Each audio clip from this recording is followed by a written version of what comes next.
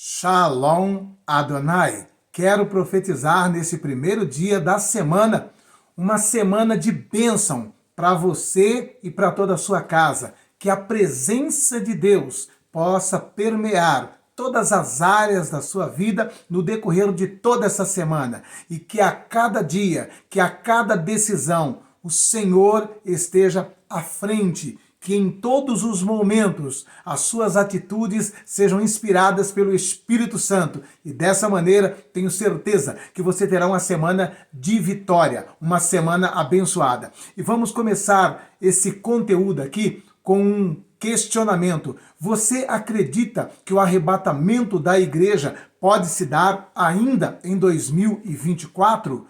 Você tem alguma dúvida com essa possibilidade? Eu quero dizer para você, à luz da palavra de Deus, que sim, o arrebatamento da igreja pode se dar ainda nesse ano de 2024. Quero trazer essa informação para vocês à luz de um contexto pré-tribulacionista. Para trazer esse contexto, eu gostaria de trazer uma explicação breve e simples a respeito da maneira de se interpretar a Bíblia. Uma regra básica utilizada para quem vai fazer uma hermenêutica bíblica. Nós precisamos entender que a Bíblia, ela se dirige a três povos ou a três tipos de pessoas. Todos os textos da Bíblia, ele está sendo direcionado a um desses três tipos de pessoas ou a um desses três grupos de pessoas, tá? E eu quero trazer para vocês quais são esses três grupos que a Bíblia se dirige a eles, trazendo uma mensagem, trazendo uma informação ou uma exortação. A palavra de Deus, ela se dirige ao povo judeu. A palavra de Deus se dirige ao povo gentílico e a palavra de Deus se dirige à igreja. Então, esses três povos são tratados de maneira distintas dentro da palavra de Deus. Povo gentil, povo judeu e o povo igreja. Então, Deus fala para os judeus, para a igreja e para os gentios. Os gentios, no caso, é qualquer tipo de ser humano que não seja nem judeu e nem igreja. Igreja é todo aquele que já recebeu Jesus Cristo como seu Senhor e seu Salvador. Muitas vezes é comum ouvirmos um pregador até mesmo dizendo assim, porque nós os gentios, não, meus irmãos, nós não somos mais gentios. Desde o dia em que nós recebemos Jesus Cristo como Senhor e Salvador, nós saímos do grupo gentílico e passamos a ser igreja. Então, todas as vezes que você ler alguma passagem na Bíblia, é importante você entender e procurar saber dentro do contexto para quem está sendo dirigido aquela exortação, aquela promessa, aquele texto. Seria para judeu? Seria para igreja? Seria para os gentios? E aí, então, a partir do instante em que distinguimos a quem se refere aquele texto, poderemos fazer uma interpretação, uma hermenêutica com mais precisão. Portanto, eu quero dizer para vocês que tem muitos textos que é dirigido ao povo judeu que muitos cristãos, como igreja, está tomando para si. Então, nós precisamos entender todo esse aspecto.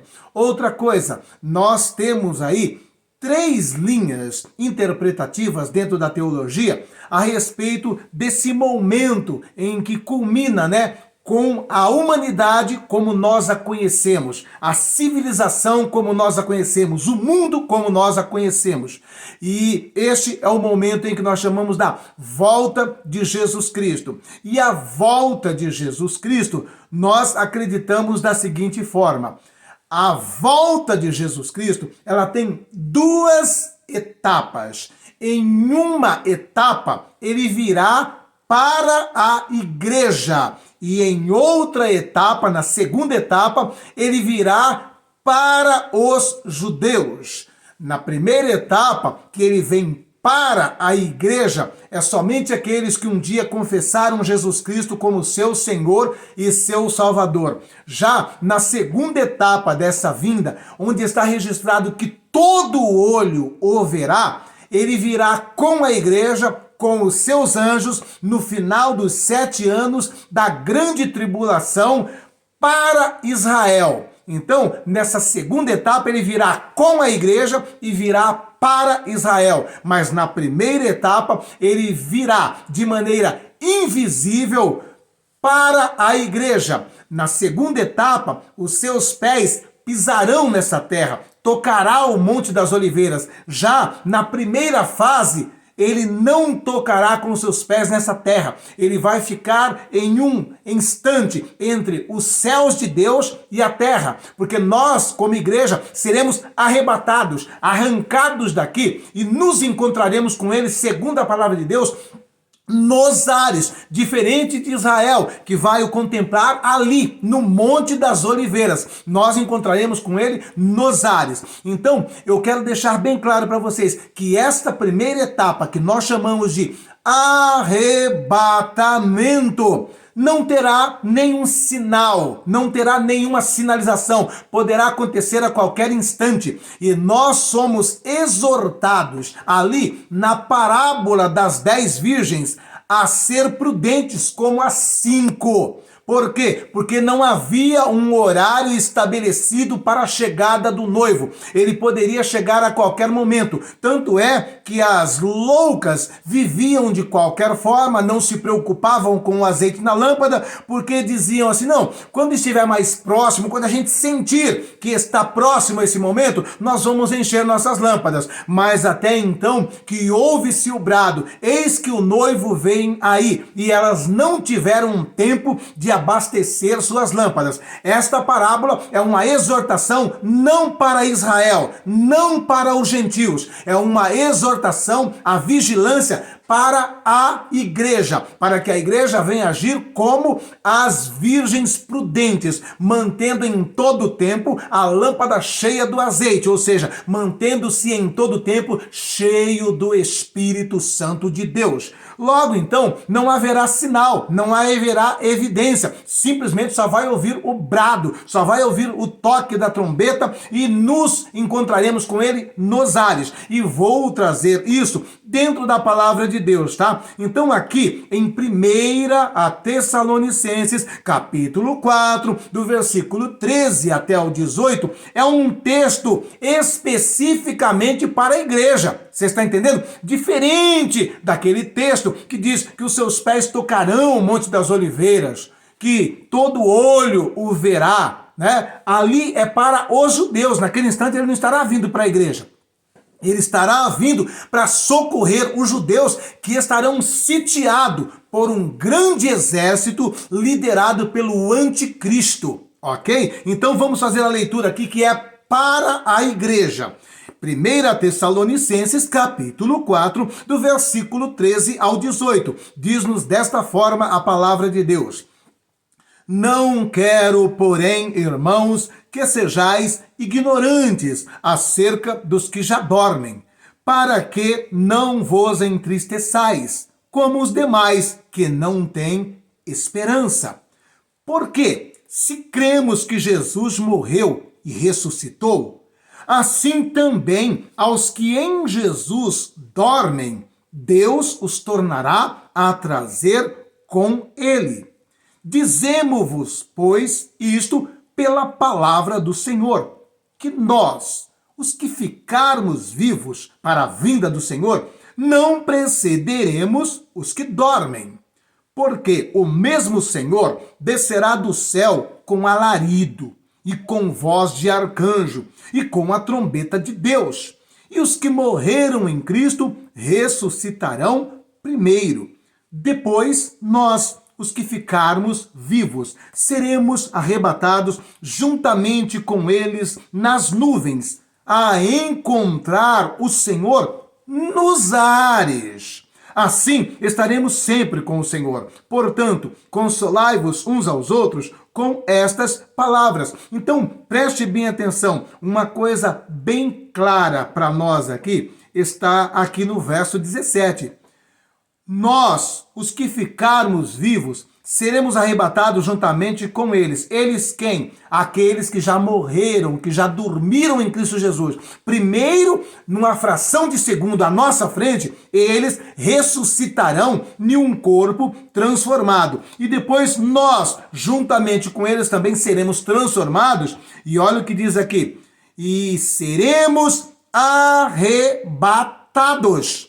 Arrebatados. O que é arrebatado? Tirado com rapidez, tirado com força, tirado numa velocidade vertiginosa. O que a Bíblia chama de abrir e piscar de olhos. Fração de segundo. Seremos arrebatados, seremos arrancados juntamente com eles. Eles quem? Os que ressuscitaram. Nas nuvens, a encontrar o Senhor nos ares. Então, não está dizendo que nós encontraremos com o Senhor no Monte das Oliveiras. Quem vai encontrar com o Senhor no Monte das Oliveiras é os judeus. A igreja vai encontrar com o Senhor nos ares. É aqui uma mensagem, uma promessa de esperança para a igreja. Nós nos encontraremos com o Senhor nos ares, e assim estaremos sempre com o Senhor. Portanto, consolai-vos uns aos outros com estas palavras. E olha só o que Paulo diz: dizemos-vos, pois, isto pela palavra do Senhor. Não é algo da cabeça de Paulo, é pela palavra do Senhor. Portanto, entenda uma coisa: muitas daquelas coisas que estão escritas ali em Mateus 24, 25, é justamente para aquele período dos 7 anos da grande tribulação. Se você é mesotribulacionista ou pós-tribulacionista, eu respeito a sua linha interpretativa. Porém, a única coisa que eu posso te desejar, então, é uma boa tribulação. Mas nós, pré-tribulacionistas, acreditamos nessa promessa aqui. E esta promessa aqui diz que nesse instante aqui, nós não vamos ver o pé de Jesus pisando nessa terra. Não vamos ver ele descendo nessa terra. Ele vai estar em um instante, em um espaço, em um momento, em um local, entre essa terra que nós conhecemos e o terceiro céu, que é o céu de Deus. Vamos encontrar com ele nessa região. E dali, com ele, subiremos o restante até chegar no terceiro céu, que é o céu de Deus. Eu sempre costumo dizer isso, que quando nós vamos fazer aqui uma analogia, né, ou se trouxermos, né, uma comparação, né, com o que aconteceu com Abraão, Isaque e Rebeca, nós vamos ver ali a tipificação desse momento que está aqui em Apocalipse, em 1 Tessalonicenses 4, 13 a 18. Ok? Isso se chama aí dentro da teologia tipologia. Nós pegamos passagens bíblicas do Antigo Testamento que servem de tipo para coisas que vão acontecer aqui na frente. Coisas que vão acontecer com a igreja. Um tipo de tipologia, né? Um tipo de tipologia. Isaac, ele tipifica quem? Jesus Cristo. Por quê? Nós vamos ver essa tipificação quando Isaac é levado por Abraão e colocado no holocausto para ser oferecido em sacrifício. Ali é uma tipologia do sacrifício de Jesus Cristo. Mas, porém, tem também uma tipologia desse momento de 1 Tessalonicenses 4, 13 a 18. Onde está essa tipologia, pastor? Essa tipologia está no casamento de Isaac com Rebeca. Então vamos aos personagens aqui para entender essa tipologia lá do Antigo Testamento. Nessa tipologia nós vamos ter Abraão, Isaac, Eliezer e Rebeca. Então vamos aí. Quem representa quem? Abraão representa Deus. Isaac representa Jesus. Eliezer representa o Espírito Santo. E Rebeca, ela tipifica, representa a igreja. Aí então, o que acontece? O pai Abraão, que tipifica Deus, dá uma ordem, dá uma determinação, diz para Eliezer que chegou o momento dele ir buscar a noiva para o seu filho. E então Eliezer vai buscar a noiva para o filho de Deus, que no caso aí é Isaque. Ele vai então, encontra-se com Rebeca, né? Adorna Rebeca e traz Rebeca. Quando ele traz Rebeca, ele então entrega Rebeca na mão de Isaque. E assim que Isaque recebe a sua noiva, vai para a casa do seu pai Abraão e ali então acontece a festa de núpcias. Então é a mesma coisa que nós vamos ver aqui. O Espírito Santo, ele vai nos conduzir desta terra até o espaço aonde nos encontraremos aqui com Jesus. E ao encontrarmos com Jesus, Jesus nos conduzirá até a casa do Pai, aonde acontecerá as bodas do Cordeiro. Nós acreditamos dessa forma. Tem pessoas que sequer acreditam nas bodas do Cordeiro, mas nós acreditamos, porque isto é tipificado lá no Antigo Testamento com esta cerimônia, né? E também aqui em 1 Tessalonicenses, no capítulo 4, Paulo está narrando aqui o arrebatamento da igreja como esse instante, quando nós vamos encontrar ali também a parábola das 10 virgens também, nós vamos ver essa tipificação aí, né, do noivo ali chegando para esse momento triunfal. Então, nós como igreja acreditamos que isso se dará dessa maneira que está em 1 Tessalonicenses. Nós não acreditamos que nesse momento aqui todo olho o verá. Não, nesse momento aqui de 1 Tessalonicenses 4, 13 a 18, não será visto por todo olho.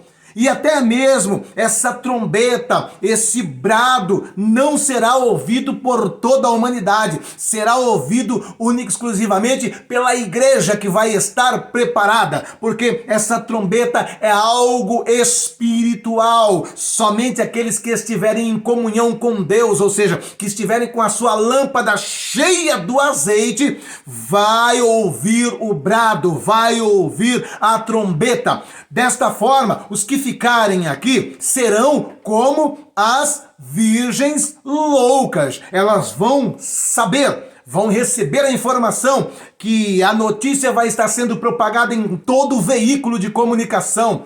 Sumiu bilhões de pessoas na face da terra, em todos os cantos do mundo. É preto, é branco, é pobre, é rico, todos desapareceram. Sumiu em todos os cantos da terra. Pessoas que estavam dirigindo o seu carro, sumiu. Pessoas que estavam dentro de um trem lotado, muitas pessoas viram essas pessoas sumindo, desaparecendo. Assim acreditamos que se dará esse momento, porque conforme está narrado aqui em 1 Tessalonicenses 4, 13 a 18, nós vamos simplesmente, numa fração de segundos, milésimos de segundo, ser transformados. E ele coloca essa sequência aqui. E é óbvio que toda essa sequência aqui está na fração de segundos. Então o que vai ocorrer em fração de segundos? Vai acontecer em primeiro lugar a ressurreição dos que dormiram em Cristo Jesus.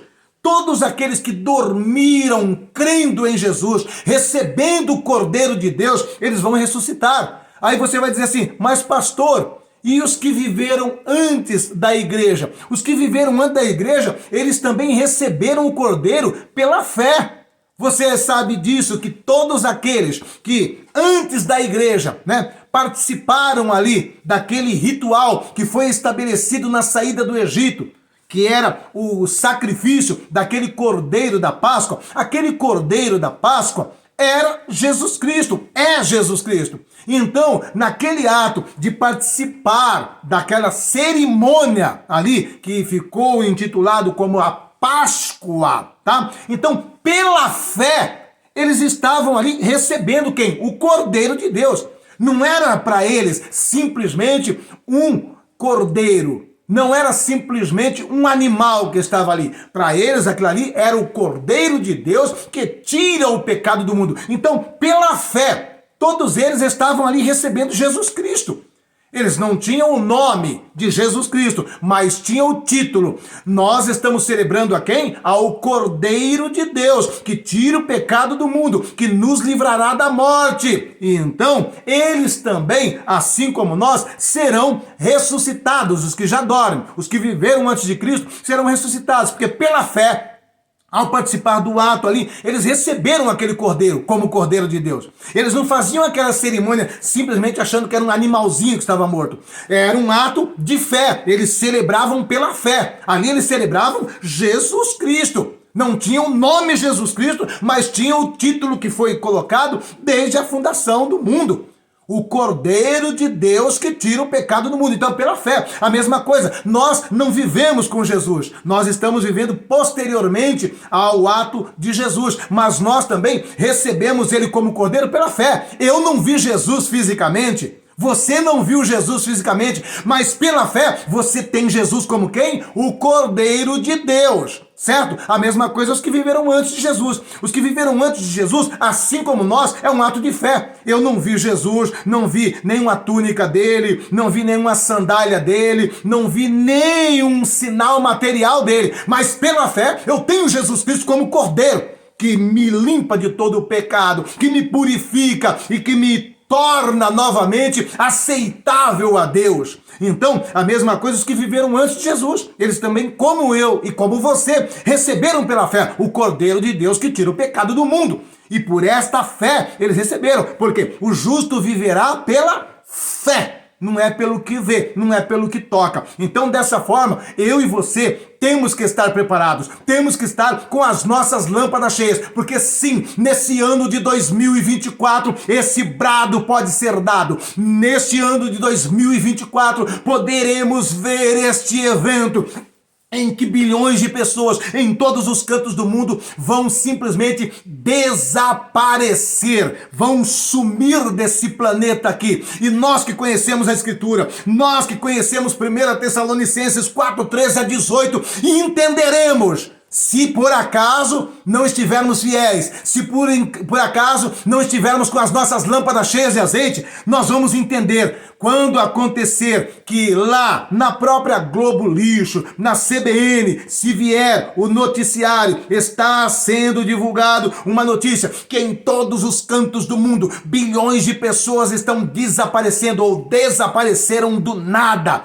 Profissionais em pleno exercício da sua profissão, do seu ofício, desapareceram. Você já parou para imaginar? Um médico que serve a Deus está ali no meio de uma cirurgia e de repente ele desaparece. Você já parou para imaginar um piloto de avião que serve a Jesus voando ali no momento que a trombeta toca, ele some, ele desaparece. É isso que vai acontecer. E é por isso que nós devemos entender que nesse dia, nesse instante, vai ser um momento de muita dor, de muito pranto, principalmente para quem, como eu e você, conhecemos essa passagem de 1 Tessalonicenses.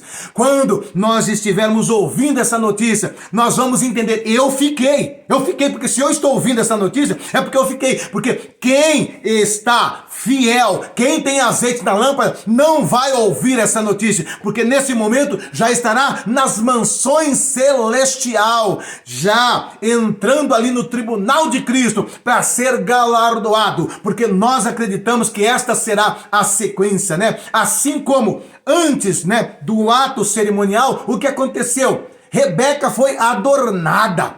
Sim, Rebeca foi adornada, ela recebeu muita joia, ela recebeu muito ouro, ela recebeu pedras preciosas, ela foi adornada com pendentes, com pulseiras, com colares, com todo tipo de joia. Ela foi adornada antes da cerimônia de núpcias, você está entendendo? E esse adorno que o próprio Eliezer deu para ela ali, né? Que ela recebeu todos aqueles adornos, muito ouro, muitas pedras preciosas, pendentes, né? Isso também é o que eu e você vamos receber antes da núpcia. Ao chegarmos lá, a primeira coisa que vai acontecer é isso aí. Vamos ser presenteados com os nossos galardões. Os galardões também nos dará poder e glória. Os galardões também vai nos deixar formosos. O galardão também vai nos dar autoridade. E cada um receberá esse galardão segundo o que fez para o Cordeiro enquanto viveu nessa terra. Rebeca, ela fez tudo o que ela pôde. Você conhece a história da quantidade de camelos que ela trouxe água. Camelo bebe muita água. Eliezer tinha acabado de chegar ali. Um dos sinais que foi dado que ela era noiva fiel foi justamente essa prontidão de Rebeca, de chegar lá e falar assim, eu vou dar água para todos esses camelos aqui. E pelo que cálculo que nós fazemos ali, foi uma quantidade enorme de água que Rebeca tirou para matar a sede de todos aqueles camelos. Foi um trabalho árduo que ela exerceu, trazendo água para toda aquela comitiva de camelos. Mas ela foi recompensada com todas as joias e pendentes que lhe foi dada. E a mesma coisa eu e você como igreja. Nós seremos recompensados. Na onde? No Bema, tribunal de Cristo, lá no céu. É a primeira coisa que vai acontecer. Por quê? Porque quando formos para as bodas do Cordeiro, já nos assentaremos naquela mesa, já com os nossos galardões. Já sentaremos naquela mesa com a nossa veste nupcial. Nos assentaremos naquela mesa, cada um com o seu galardão, com a sua glória, com o seu brilho, na proporção daquilo que fez para Deus enquanto viveu nessa terra. Ei, você tem feito alguma coisa para Deus? Você tem feito a sua atividade esperando, aguardando por esse dia maravilhoso? Ou você simplesmente é aquele preguiçoso que fala assim, não, para mim, eu entrando lá já tá bom demais, eu entrando lá já não quero saber de mais nada. Não é dessa forma. Temos que ter esse zelo, temos que ter essa preocupação. Eu e você temos que entender, vamos ser como Rebeca, trabalhar sem medir esforço. Ela não falou assim, mas tem muito camelo aí, meu senhor, misericórdia. Um camelo desse, depois de uma viagem dessa, vai beber 30 litros, 40 litros de água cada um. E eu vou trazer aqui para essa quantidade enorme de camelos, 30, 40 litros. Não tinha bomba naquela época, não tinha torneira, era no poço. Chegar lá, colocar lá, tirar um balde, tirar outro balde e abastecer toda uma comitiva de camelo depois de uma longa viagem. Ela não mediu esforço, ela fez tudo aquilo com prestatividade, com amor. E foi isso que trouxe a Eliezer a convicção. Esta é a verdadeira noiva para o meu Senhor. Uma noiva que não mede esforço, uma noiva que faz com amor, que faz com prazer, que se empenha, que se dedica, que trabalha. E nesta situação, cabe a mim e a você seguirmos o exemplo de Rebeca. Enquanto estivermos aqui, nós somos a noiva. Não vamos estar olhando, olha, mas é muito camelo para beber água, é muita água que eu vou ter que tirar, é muita coisa para fazer. Não, vamos fazer como Rebeca, porque vai valer a pena. E Rebeca, naquele grande dia, ela também, como eu e você, nos encontraremos lá. Só que desta feita, a recompensa de Rebeca, a recompensa do próprio Isaac que aqui viveu, vai ser gloriosa e maravilhosa. Então, em nome de Jesus Cristo, entenda, se prepare, dê o seu melhor, faça o seu melhor para o noivo, faça o seu melhor para o noivo como Rebeca, porque vai valer a pena naquele grande dia. Não meça esforço, não fique colocando pretexto para fazer as coisas para o noivo. É tempo de fazermos, vamos evangelizar, vamos falar do amor de Jesus, porque o arrebatamento pode sim acontecer ainda neste ano, ainda neste mês, ainda nesta semana. Pode acontecer o arrebatamento sim. Não precisa de nenhum sinal para o arrebatamento. O arrebatamento pode acontecer a qualquer instante, a qualquer momento, e devemos estar como as virgens prudentes. Você está como as virgens prudentes? Há quanto tempo você não ouve uma mensagem dizendo para você, se prepare, põe a vida no altar, se encha do azeite do Espírito Santo, eis que o noivo pode vir hoje, o noivo pode vir agora. Como que você está? Como é que estão as suas vestes? Como é que está a sua dedicação, o seu empenho na obra do Cordeiro? Em nome de Jesus, vamos fazer a nossa parte, porque sim, o arrebatamento pode acontecer ainda nesse ano de 2024. E entenda, distingua, o arrebatamento da igreja com aquela vinda que ele pisa no Monte das Oliveiras, que todo olho o vê. Aquilo ali é para Israel, não é para a igreja. Para a igreja, Paulo diz que é o que está em 1 Tessalonicenses 4:13. E ele diz para mim ali no versículo 18. Então, Josué, console os seus irmãos, console uns aos outros com estas palavras. E é o que eu estou fazendo aqui. Eu estou te consolando com estas palavras, porque Paulo me exortou a fazer isso. Porque você não é Israel, você não é judeu, você é igreja. Você não é Israel e você não é gentil. Quem é você? Você é igreja, porque um dia você recebeu Jesus Cristo como seu Senhor e seu Salvador. E eu estou aqui fazendo o que Paulo ordenou. Console, Josué, os seus irmãos com estas palavras. E é esta palavra que eu tenho para você. Você não é Israel, você não é gentil. Você não vai ficar naquela turma que vai ver ele pisando no Monte das Oliveiras, o Monte das Oliveiras se fendendo ao meio. Você não vai ser esse povo. Você vai ser aquele povo que simplesmente vai ouvir um brado, vai ser transformado e numa fração de segundos vai encontrar com ele nos ares. E dos ares ele te conduzirá até a casa do Pai, onde você entrará para o tribunal de Cristo, receberá o seu galardão e depois desse galardão vai entrar ali nas bodas do Cordeiro, que é a festa do nosso casamento. E nessa festa do nosso casamento, eu e você, como noiva, seremos servido pelo próprio noivo. Olha que coisa linda. Não vai ser garçom nesse dia. Não vai ser garçom. O próprio noivo, com muita alegria, vai nos servir naquele grande banquete das bodas do Cordeiro. Se prepare para esse dia. Então faça como Rebeca. Não meça esforço em nome de Jesus Cristo. Amém? E em nome de Jesus Cristo, preste atenção. Quando eu falo de não medir esforço, de trabalhar como Rebeca em prol do nosso noivo, principalmente estou falando do ato de evangelizar, de compartilhar essas boas novas, de dizer para as pessoas que Jesus pode voltar a qualquer momento e que elas só têm uma saída, é receber Jesus Cristo como Senhor e Salvador, se arrepender dos seus pecados. E isto é o ato que nos colocará nas bodas do Cordeiro. Este é o ato que nos fará encontrar com Jesus nos ares. Porque nós, como igreja, não esperamos ele no Monte das Oliveiras. Nós, como igreja, nos encontraremos com ele nos ares. Então, em nome de Jesus, preste bem atenção agora. A melhor maneira de você fazer isso é evangelizar. E eu evangelizo falando para as pessoas de Jesus, evangelizo orando pelas pessoas e evangelizo também contribuindo com os projetos missionários. Meus irmãos, em nome de Jesus, preste atenção, Moçambique está vivendo um momento de dor. Moçambique, lá na África, está vivendo um momento de derramamento de sangue. Meus irmãos, sem estar num conflito como esse que está lá em Moçambique, já é uma situação paupérrima, de miséria, de fome, de escassez. E por conta disso, nós decidimos no nosso coração de contribuir, de fazer algo por um projeto missionário ali dentro de Moçambique.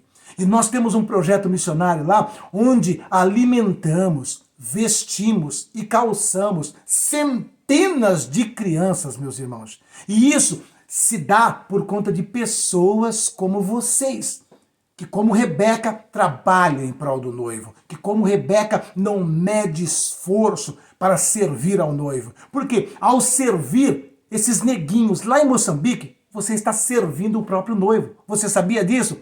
Quando Rebeca estava servindo água aos camelos, ela não estava servindo ao camelo, ela estava servindo ao próprio noivo. E foi isso que testificou no coração de Eliezer: esta é verdadeiramente a noiva do meu Senhor.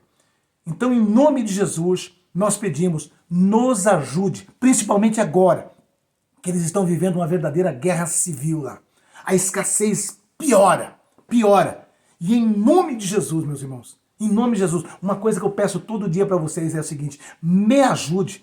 Eu não consigo nem imaginar essas crianças voltando a ter que tomar água quente com açúcar, porque eu e você fechamos as mãos, porque eu e você nos tornamos negligentes.